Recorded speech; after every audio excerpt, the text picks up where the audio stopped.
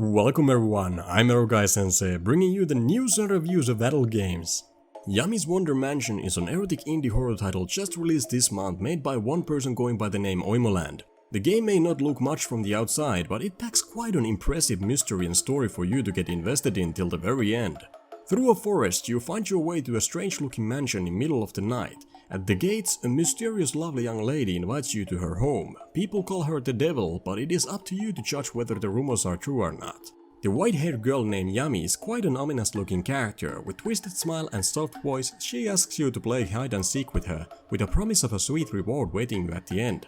As you begin your search for her, strange and creepy things start to happen around you, earning the game its horror title. We are not talking about blood and gore here, but simple scare tactics that you are used to seeing in indie horror titles found on Steam.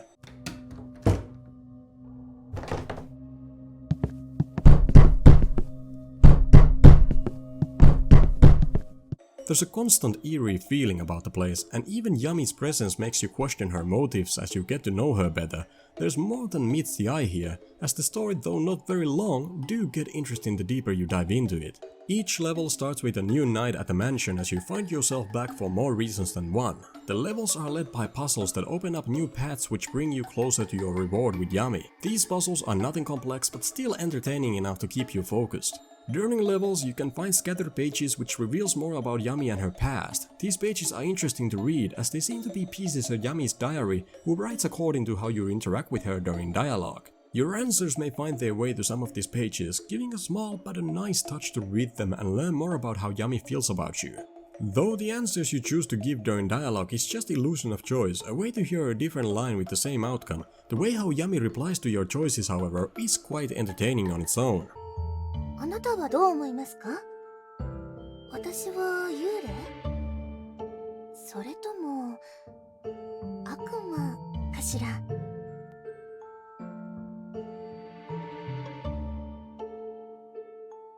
あら、普通に人間と思ってくれるのですね。嬉しいわ。あなたはそういう類のものは信じない方なのかしら？でも本当に人間じゃない何かだったらどうします？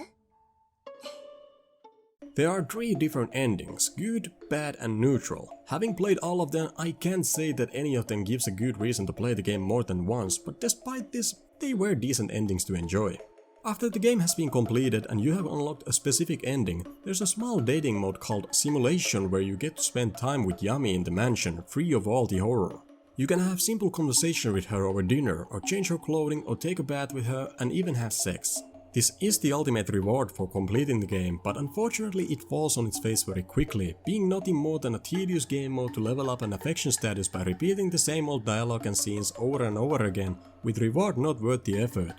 Though the graphics and animations are the game's 2 major weak points, strangely enough they don't come out as bad as I had thought at first. While everything you see reminds you of Unity Store pre-made assets, they are used in their full potential here to paint a unique experience. This is not a cheap asset game by any means. All the props used in the level design look like they belong there, and the royalty-free music that can often be found in other games was selected well to create a wonderful atmosphere full of mystery.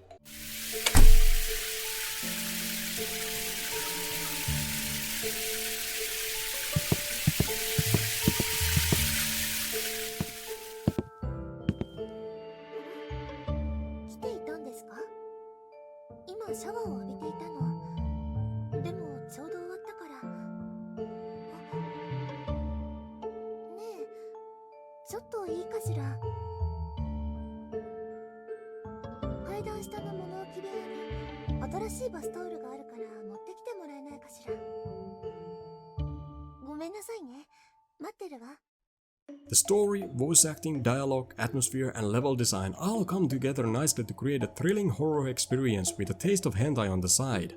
And speaking of the devil, when it comes to the hentai, I find myself in 2 directions. It is always hard to recommend or not to recommend something that is essentially down to personal taste. What I may find not up to my standards may very well be something you would enjoy. This is one of those cases. It's not bad per se, but neither is it good. You may like it or you may hate it. During the story, Yami rewards you with different kind of hentai scenes, and upon entering the simulation mode you get a free control over everything from sex poses to clothing and rooms. It's nothing special, but it does its work. The hentai itself is nothing to run home about, it's as good as the graphics and animation goes, which is not much, but I can see some people enjoying it. Currently the game costs $19 and is not lengthy enough or packed with content to justify the price in my opinion, but it is a unique experience. I can't say I have seen many quite like it when it comes to adult games. Despite multiple endings and simulation mode, Yami's Wonder Mansion is pretty much play once kind of deal, so be prepared when sinking your money on this one. You probably won't be getting more than 2 hours out of it at best. There is a mention of a possible VR mode that might be coming, at which point if you own a VR set I would definitely recommend the game for its $19 asking price, but the way the game stands now, it's a tough choice to be made. One last notable mention is that the game is currently only in Japanese, and though it can be played quite smoothly without knowing any Japanese, the story and dialogue is a big part of the experience that should not be missed. I had a little chat with Oimoland over the Twitter and asked if he has any plans to translate his game. Unfortunately, he told me that currently he has no such plans. Now, if you want me to make a translated walkthrough of the game, just let me know in the comments and I will start working on it. Overall, I did enjoy Yami's Wonder Mansion. It was quite a thrilling indie experience, something that I can easily recommend, though the price may ruin what is a relatively short game, so be aware of that.